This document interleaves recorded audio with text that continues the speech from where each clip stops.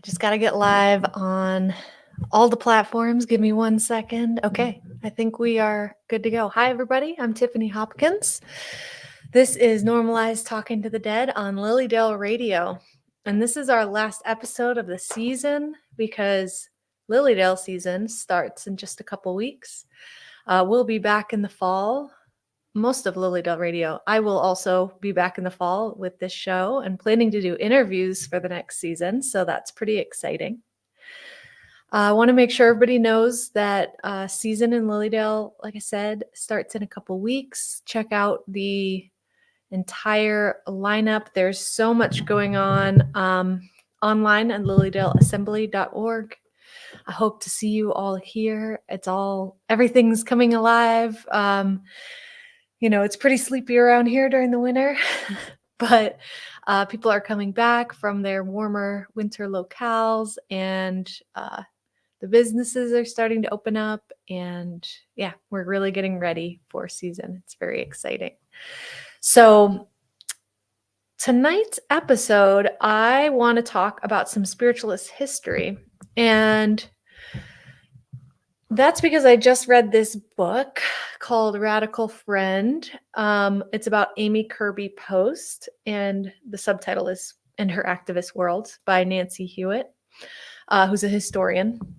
So it's not a story, it's a history book, incredibly well researched. I mean, this woman read, I'm guessing, thousands of letters and newspaper articles, and it feels like even creditor and bank statements and official documents from various government like Congress and that kind of thing. Just a phenomenal amount of research went into this book. And Amy Kirby Post, which a lot of people know her more as Amy Post, Kirby was her maiden name. But she was a Quaker by birth, and their custom at the time, she was born in 1802, was to take your maiden name as your middle name and go by the full Amy Kirby Post, would be what she would have been called during her day. So she was alive from 1802 to 1889.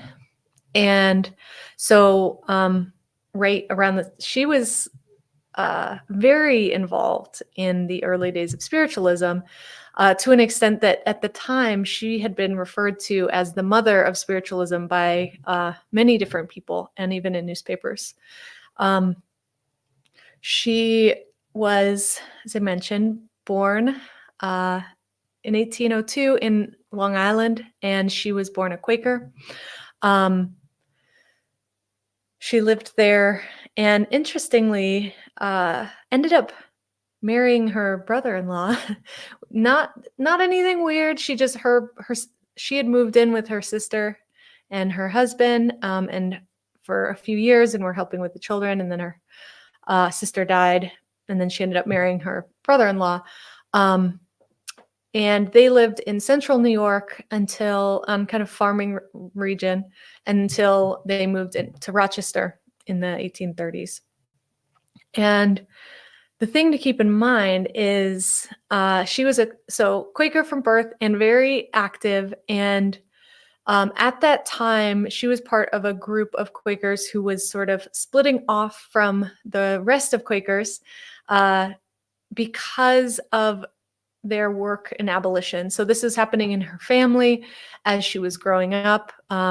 Quakers were starting to divide over those who wanted to actively fight slavery as abolitionists, and those who just kind of denounced it but weren't selling their slaves, actually manumitting any of their owned humans. So the church started to kind of split, and she was on the side of the abolitionists, like her family. They were called Hicksite because her cousin, the man named Hicks who led that group, was her cousin. So they were quite close and involved with that sort of branch of Quakerism that is considered a more radical branch. And so she was part of the Hicksite Church, and was very active in abolition and women's rights and a lot of other sort of progressive um, movements at the time. She was very involved in helping the Native Americans in central and western New York keep their lands. There was a number of treaties that were, I don't know exactly the word, like they were done in bad faith. And then so the treaty was signed and then the land was given away or sold. And so um, Amy Post and her husband, Isaac, and their group, it wasn't just them as individuals, of course. Whenever you're working in social change, there's a large number of people involved, um, work to help the native people of this area keep their land, and fight against the sale of their land. um, and so she was quite involved in a lot of different radical activities even before um, she left Long Island and while she was living in central New York on a farm. But it really was when she moved to Rochester, her and her husband. And at that time, I think they had, I want to say, two children.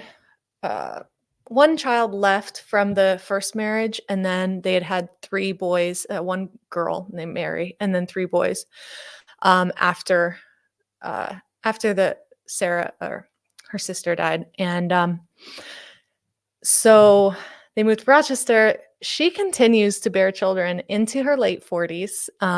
I think a total of seven she had while she is running her household and extremely active. And I'll tell you more about the kind of stuff she did in all of these different social movements and her church. So, I mean, this is why I'm a little obsessed with this woman. And we'll get to how involved she was in spiritualism in a minute. But by the time she died, the three main things she was known for was abolition, women's rights, and spiritualism. And I don't want to, I know it's the exciting part, but I have to give you a little bit of an understanding of what she was doing when the Fox sisters emerged and how important her role was. And that is by explaining what she was doing for some of the other progressive movements of the time. Because you have to remember the 1848, the year that the Fox sisters first heard their rappings, is the same year of the Seneca Falls Women's Rights Convention. So there was a ton of stuff going on in this area, or not quite here in Lilydale, but in central New York, which Rochester, and they often refer to that as Western New York in history and in various tellings, which I think is interesting because I am from Rochester originally and never considered it Western New York, but that's not important right now. Back to Amy. So they moved to Rochester and they lived right what we would consider kind of downtown now. But it was brand new. Like it wasn't even named Rochester until 1817, and they just moved maybe a decade after that, a little over a decade. And they immediately, because they were already involved with the more radical side of the Quakers, they were already involved in these movements. But then when they moved into the city, there was a lot more people. And they started to be very active in the Underground Railroad. So they were supporting bringing escaped and fugitive, formerly enslaved people, or self-emancipated people. They were staying in their house, and then they would actually help them to get across the lake into Canada. And we're talking around 150 people per year, all through the 30s and 40s. Not all in their house. I'm talking the Underground Railroad was bringing about that many people through the Rochester area. But they were, there are some sources that say that they were the headquarters of Amy and Isaac's house, were the headquarters of the Underground Railroad in Rochester during that time. And so, it's a very exciting time in Rochester. The city is really growing. The Erie Canal is finished. And so much is happening there. um, in the 30s is really, and I'm talking 1830s, just a reminder, is when um, a lot of the abolition movement started to pick up some speed. And a big part of the argument, if you know about the Garrisonian abolitionists, was kind of the main group of abolitionists. And what they believed in was working with individuals one-on-one to help them understand the moral reasons why one should not be a slave owner. They were really adamant about not buying slave-produced goods. They were also temperate, so they didn't drink any alcohol.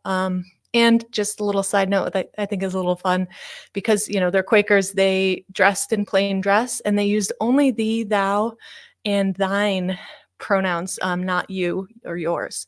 So they talked differently than the people around them. They dressed differently than the people around them, and they were boycotting they were boycotting slave-produced goods at the time, but they were also involved in these movements to try to spread the idea of why abolition was so important. And so this was about having lectures and producing pamphlets and really gathering people together and talking about the issue. So what I think is so fascinating about this time in these progressive movements is how they actually got these things achieved. And it wasn't political. So the Garrisonian abolitionists didn't know, they were actually against any sort of political involvement. So this is again in the 30s and 40s. This is before things really started to pick up speed. And what they believed in was sharing information and helping to change people's minds. And then, so during that time, Amy and the Garrison himself and others in that circle met Frederick Douglass, and he had escaped, and then had his he actually found people to buy his freedom for him, and eventually he had stayed with the Posts for visits to Rochester, and when he decided to develop his newspaper, the North Star, he decided to do it in Rochester so that he would have a little more space. Garrison was based in Boston, and he worked for Garrison's newspaper, but he wanted to have a little more space and freedom to run things how he wanted to, so he moved up to Rochester. And the movement that started to develop was really starting to focus on political abolition. So this group was called Free Soil, and then the Liberty Party after that. And they were really focused on changing the laws so that it was illegal to have slaves, and actually having a political party. And at the time, Quakers were non-participants, and the Garrisonians said that you shouldn't participate in worldly any worldly activities, and you definitely shouldn't participate in politics. So as Amy started to work with Frederick Douglass and further understand, and their whole group started to further understand the complications of abolition and how important it was to actually get involved with people who were in politics and could help change laws. Their church actually threatened to excommunicate them because they were being involved with people who were political and doing worldly activities. And so there was another split in the Quakers, and this is when Amy and her husband and a lot of their friends and family left the Quaker Church altogether, because the Quaker Church maintained that they shouldn't be interacting with people outside of the religion, and especially not who are involved in politics. And so as time goes by, Amy starts getting more and more involved in what at the time was considered radical politics, and it started to evolve past her religion as a Quaker. And this is about the time that women's rights started to come up. And what's important to remember about Amy is she was always very adamant about women's rights, but abolition was actually her first cause. And she worked her whole life to unify those two causes and to make sure that it wasn't just about race and it wasn't just about gender, but that she had a universalist view, they call it, and she wanted all people to have freedom. And this was really important to how she worked in the world. Um, and I also want to take a little digression for a moment to talk about what Quakerism is like, just in case you don't know.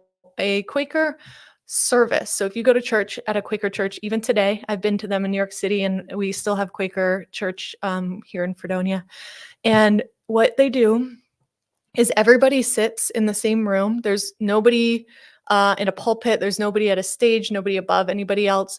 Everybody's just sitting in a circle or around, if it's a larger building, just around the pews or the benches. And anybody at any time, when they feel called, when they feel what the Quakers call the inner light from God, they are called to stand up and share what it is that they've been moved to say from God.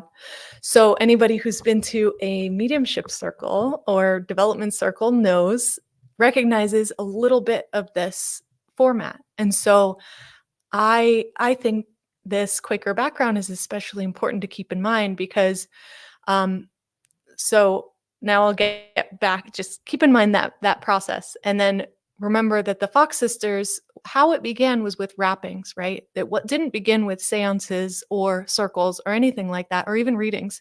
It began with rappings, and there, Margareta and Kate's older sister named Leah, her married name was Fox.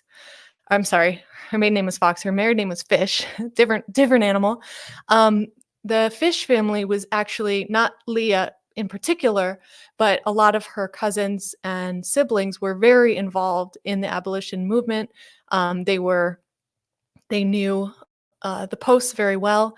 And so as soon as the Fox sisters started hearing their rappings, it wasn't long before they were invited, the posts, because they were very well known in the area, were invited to see what they were doing. And then Amy was one of the main people involved in the major they did a really big investigation of the Fox sisters at the Corinthian Hall in Rochester that year. That I think it was that first year, 1848, in the fall, like later in the year, once they'd started gathering some momentum. And they were Amy and some of her friends and family were the women that actually did that initial investigation that you've probably heard about if you know much about the Fox sisters. And actually, with that huge crowd, and they kind of took them in a back room and stripped them down and made sure they didn't have any apparatus or anything like that. These are young girls, right? So it was only women that could do that. They checked them, and then Amy and these other women were the ones that came back and said, yes, this is authentic. So they were considered extremely credible in the community, and that's why it was so important for them to be the ones to say, this is real, this is legitimate. And from the very beginning, the posts were super involved in lending spiritualists and the Fox sisters to start credibility. They also, after a few years, hosted seances, and I really think that group, and I couldn't say it's actually Amy Post, but that group of people who were exposed to what was happening with the Fox sisters and grew up in Quaker churches said, let's sit around and do what we would do in church, but try to talk to the dead instead. And so, these two worlds were mingling. They also were friends with Andrew Jackson Davis and were the ones to kind of, he stayed at their house frequently throughout that same time. So they're really like this central hub of, kind of radical abolition action. Amy, I left this out because the spiritualism thing is more exciting for me in the 1848. But that same year, Amy was one of the organizers of the Seneca Falls Convention of Women's Rights. And I want to make sure it's very clear. Remember, Amy just got excommunicated from her church for being involved in worldly activities and was not yet, like, suffrage was absolutely not on the table. That women's rights convention was not about suffrage. They were not worried about suffrage. It was about women's rights. And especially it wasn't a major portion of them as Quakers at that convention, but there was many of them, and even those who were no longer involved in the church and weren't necessarily opposed to politics and voting, they definitely weren't considering that to be the first and foremost important thing for women. At that time, the women's rights, what they were really hoping for was their ability to own property, their ability to have some sort of minor control over their bodies and if they could bear children or not, or had to bear children, being able to have their own money. And when they earned wages, that they could keep the money, that the wages didn't go back to their husband. So these are, and generally equality in a marriage, because Quakers actually always worked that way. Their homes and their families were built in an equal way, and even their churches were built in an equal way, where women and men, although separately, they both ran the church and managed communal decision making. And so Quakers kind of came to the table like, yes, this is very important. And that group at the time, the women's rights group led by Amy and of course Susan B. Anthony, and many of the Anthony family were very involved in abolition as well, and Elizabeth Cady Stanton, who, little tidbit, which I think is really interesting. At first, Elizabeth Cady Stanton actually refused to be the president or any of the presiding officers at the convention, the women's convention, because she thought that a man had to do it.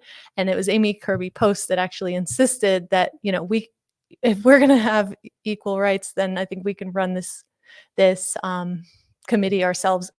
And Elizabeth agreed and later wrote her like, thank you for pushing on that, because I was wrong. And, you're absolutely right. And they did run it. And it was, those conventions were not just about women's rights, but they were led by women, which was very, very new at the time. And that group that was leading those women's rights conventions, actually, there was a bit of some contention there about religion and the role religion played. And so later there would be some contention about the role of race and how important it was to get both rights for Black people and for women. But that hadn't quite happened. That was a little bit later that those factions started to happen. I want to get back to the spiritualism part and talk a little bit more about kind of what happened. We're roughly, I think I've gotten the story about to the late 1840s, maybe early 1850s, spiritualism is starting to spread. This isn't the point yet where we sometimes hear about how popular spiritualism was. It was not that popular yet. It was quite confined, and there was still quite a bit of, I would say, kind of prejudice against people who were engaging in spiritualism, and dismissal of people engaging in spiritualism as it being absurd. And there was actually, a lot of people who were concerned that spiritualism was taking a lot of time and energy from a lot of progressive activists, and they needed to focus on the social issues. But people like Amy Kirby Post, who didn't, well, she was very involved in spiritualism, and that became, a major part of her everyday activities. She didn't let down any of the work she did on all of the other progressive agendas. And how spiritualism really fit in with that was how important to her religious freedom was, that people should have the choice on how they worship, and that there shouldn't be rules dictated by individuals in churches, just like there shouldn't be in a household. There shouldn't be certain, that the man shouldn't have more power than the woman. So she really had this, universalist, she called it, approach to equality and freedom. So her husband actually, through a lot of the years, was the one who was more active in spiritualism. Amy Post was a little more active in abolition, and had a lot to do with the women's rights, but her main thing was really abolition. Very good friends through her work in abolition and the Underground Railroad. She was very good friends with Frederick Douglass. William Nell, who was the co-editor of the North Star in the beginning, and most importantly, maybe Sojourner Truth, who also was introduced to spiritualism through Amy Post and sat on in many circles with her, who became a very famous spiritualist, as was, William Nell was a spiritualist. Frederick Douglass was not, but William Nell, his, counterpart at the Northern Star, and also a very important Garrisonian abolitionist, really, really, and Garrison actually was a spiritualist as well.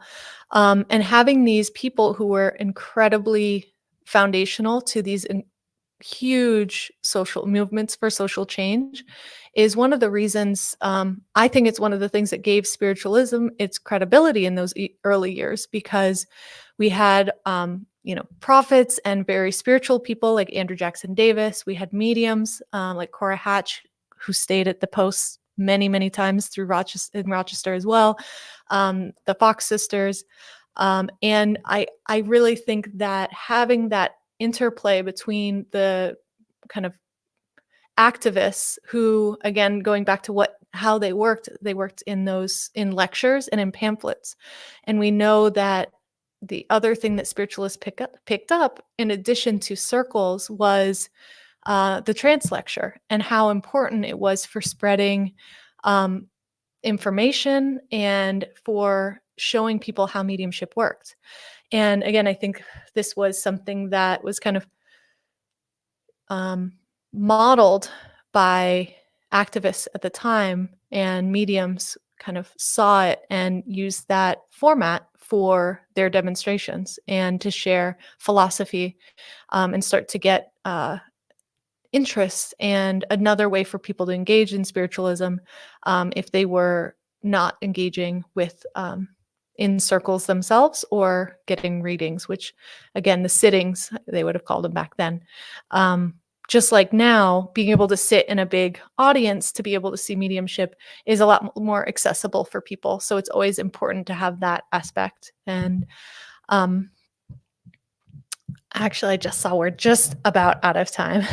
And I know that was something of a rapid fire history lesson. I read this book this weekend. I couldn't stop reading. It was just so fascinating. And I've read a lot about all of these women and men in the past, but this book, Radical Friend by Nancy Hewitt, just mention that again, is spectacular and really fun for a history book. It is very engaging and gives all the color about what her life was like and how she conducted herself. And I find Amy Post to just be a model citizen and such a great example of an American who lived her principles and really changed our world. And I like to follow in the footsteps of some of those early commentators, and calling her the mother of modern spiritualism, because while she was not, the kind of famous mediums like Cora Hatch and the Fox sisters, I really think that her role in introducing the Fox sisters into the world, through their network and all the different people that they introduced to spiritualism, all of these sort of kind of well-known and well-connected people helped to spread the word. And so, yes, I appreciate anybody who stayed long enough to listen to this whole story. And yes, that's it for this season. We'll be back in the fall. So I'm guessing September, and we'll start sharing what the schedule will be a little before that on the Facebook. And if you're on the Lilydale email, I'm sure they'll send something out too. But I want to thank everybody for joining me all this season, and I look forward to next season. That just one little thing, I've got 1 minute. I am still working on my book, and if anybody is a practitioner, a medium, or other psychic practitioner or artist, and would be interested in filling out a survey that I'm doing to collect experiences from others who practice this, there is a link on my Facebook and on my Instagram for a Google survey. It's pretty short, and I'd love to hear from you. So I appreciate that. Thanks again, everybody, and see you hopefully this summer in Lilydale and then next fall on the next season. Bye.